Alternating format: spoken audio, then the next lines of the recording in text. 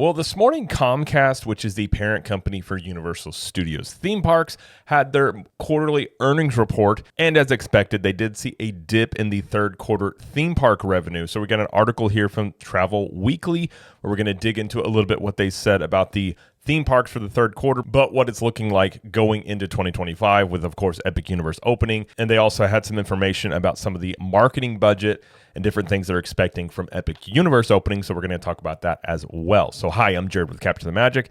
And again, this is from Travel Weekly, and it says Comcast reports third quarter dip in theme park revenue. Comcast theme park revenue was down 5.3% in the third quarter, which executives attributed to continued lower attendance at domestic theme parks compared to what was a record-breaking 2023. But excitement is high around the opening of Epic Universe in Orlando next May. They said once Epic opens, Universal Orlando will be transformed into a weeks-long vacation offering 4 theme parks, a city walk, dining, retail, and entertainment district, and 11 hotels, said Mike Cavanaugh, president of Comcast. Epic will build on everything we've excelled at in the present and in the past and make it even better by infusing iconic storytelling with cutting-edge technology in 5 fully themed worlds. Indeed, Kavanaugh called Epic Universe the most groundbreaking park ever introduced in the United States. Jason Armstrong, Comcast CFO, said the company expects to spend around $150 million on pre-opening costs for Epic in the fourth quarter of this year and the first quarter of next year. In the third quarter, Epic-related costs were minimal at around $20 million. So those costs that they're talking about are basically the marketing budget, which during the call, so I actually watched the entire call. So during the call, after they present the numbers, they have a question part that's basically for investors like Bank of America, Merrill Lynch, those types. And they kept on asking like this $150 marketing budget, which if you put it into the grand scheme of things, first off, Disney's marketing budget for everything they do is way higher than that. And even when you talk about a movie, most studios are going to be spending $100 million plus to market a movie that doesn't have the potential, return on investment that a new theme park does. So it was kind of a strange thing. They kept kind of asking about it, but I don't think investors really understand the theme park market that well. I think they're just looking at revenues and costs. So they seemed perplexed by it. But if you think about it, they've spent $50 million now. They're looking at $150 million in pre-opening costs going forward. That's really not an outrageous marketing budget. And, they are obviously going to be ramping up those marketing efforts going into 2025 before the park opens. So that was one that I didn't think it was very surprising, but some of the investors seem to have questions around it, but I think that's pretty reasonable, really. The third quarter saw theme park revenue down 5.3% to $2.29 billion and adjusted earnings before interest, taxes, depreciation, and amortization down 13.8% to $983 million. Those results follow last year's all-time record high, Armstrong said. He attributed the depressed results to lower attendance at Universal's domestic theme parks. Our view is that there was both a pull forward of demand that we clearly saw in 2022 and 2023, which were record years for the theme parks and beyond our expectations, as well as the new attraction pipeline, which is light this year, but building toward a substantial pipeline next year, Armstrong said. He expects both of these factors to continue through the second quarter of 2025 until Epic Universe opens in May. They said other theme park projects in the pipeline include Fast and Furious Hollywood Drive roller coaster, expected to open in 2026, Universal Studios Hollywood in California, and Donkey Kong Country, in addition to Super Nintendo World at Universal Studios Japan, expected to open this year. Universal is also developing the Universal Kids Resort in Texas and Universal Horror Unleashed in Las Vegas. And he says, we are seeing great demand in the early days, talking about Epic Universe. And I'll do another video on it, but they actually released some more details about that Universal Horror Unleashed in Las Vegas that's opening up. So that is something that they have also opening up on the horizon along with Epic Universe. But I'm not surprised that they had a dip in attendance. And it's something that I had mentioned many times on both our podcasts and on this channel that I was expecting them to probably see a dip. First off, you see Disney has the same dip. So as it goes right now, Universal and Disney just kind of, as one sees a dip, the other one typically does as well. On top of the fact that I had assumed as well with Epic Universe opening in 2025, that especially this year in 2024, that a lot of people that would be looking to go to Universal would be waiting to take their trip because they're just going to wait until Epic Universe is open. So I definitely am not surprised to see the dip. So I think part of it is, of course, Epic on the horizon, which I had always argued in the short term would probably mean attendance would be down a little bit, just, anticipation for the new park. So none of the numbers were real surprising. They definitely seem very bullish on Epic Universe. They didn't release any specific numbers, but they did say that their opening ticket sales have been very positive, and they said that they're anticipating even more demand.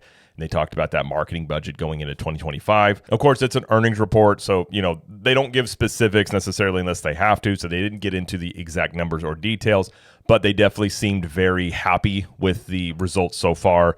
And they talked about the anticipated demand and how they're going to, it's going to transform Universal into a full week destination for, a theme park, which I've been also arguing is what makes this situation much different when you're looking at it from, say, a Disney perspective. Because I think a lot, Disney themselves and a lot of people are just looking at it saying, Disney's going to see this bump from Epic Universe, which they very well could. And that, it basically everything's going to be totally fine. And then Disney's going to open their stuff and they're going to see a boom. I don't think that's necessarily the case because, again, they're definitely trying to leverage the demand for Epic Universe into getting people to stay at Universal longer. And plus, what was interesting as well, which I found rather funny, was one of the investors was actually, I think two of them were really harping on asking if Universal was charging enough for Epic Universe. And Universal seemed to very much stand by and saying that they're pricing it at a premium destination, but that they weren't looking to basically go overboard with that pricing because, and he alluded to it, and I think he's exactly right about this, is they're looking at the fact that they can make a lot of money on merchandise. And if you look at the lands coming in, Super Nintendo World, Harry Potter, all these different ones, they're going to have tons of merchandise they're going to sell. And so I think they're looking at that as instead of doing what Disney does, which is essentially charging as much as they possibly can to anybody just to come to the parks to then, buy multi-passes and all these Lightning Lane add-ons and things like that.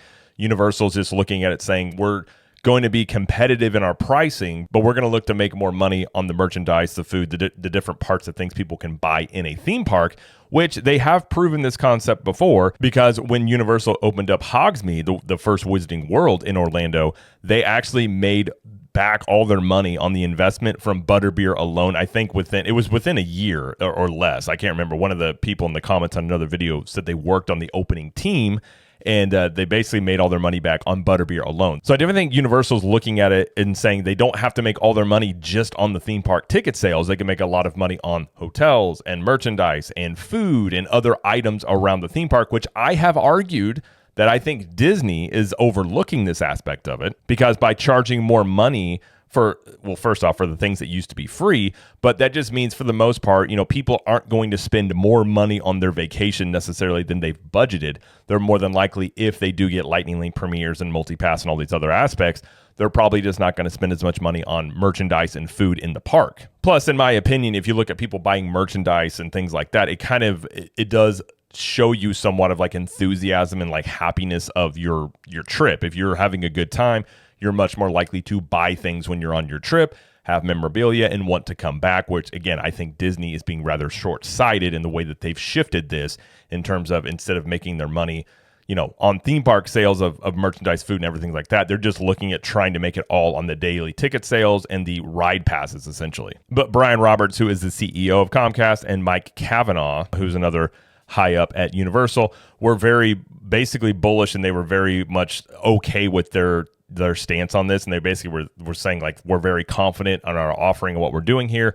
And I just thought it was funny, though, that you had investors being like, hey, are you charging enough money for this? You should be charging more money. I don't think investors really quite understand the theme park realm. They're just looking at money to be potentially made, which is probably one of the things that Disney listens to. I think part of the thing that Disney got in this habit of is just looking at investors, which is also ironic because at the same time, now you have investment firms downgrading the Disney stock due to weakness they see from Universal. So I liked hearing that, because I do think Universal's management team, in terms of how they're handling the park and their approach to the parks, I think is one that's very good, and I think it's a strong one. So I'm happy to hear that they're confident in the way they're doing it. And at least at this time, they're not looking to make a shift more toward what Disney's currently doing. So although the revenues were down for the parks, again, that was not unexpected, at least from my end. I was expecting that going in, but they seemed very, very confident going into 2025 with Epic opening and the impact that will have on the Orlando theme park market. Really nothing else to really note. They had some other things involving the streaming. They did have a lot of revenue, and they said that the Olympics were successful for them, so they did have some more subs and revenue growth on the Peacock side of things. And they also discussed looking at potentially spinning off the cable side of things into its own company, which I thought was interesting. They didn't say they were for sure going to do that, but they just said they were looking at potentially doing that. Well, at least on the linear TV side, is that's a shrinking market there. But when it comes to theme parks, nothing unexpected, at least in my opinion. And then obviously looking into 2025 with Epic coming on the horizon, they're very excited about it, as you know, as are a lot of people.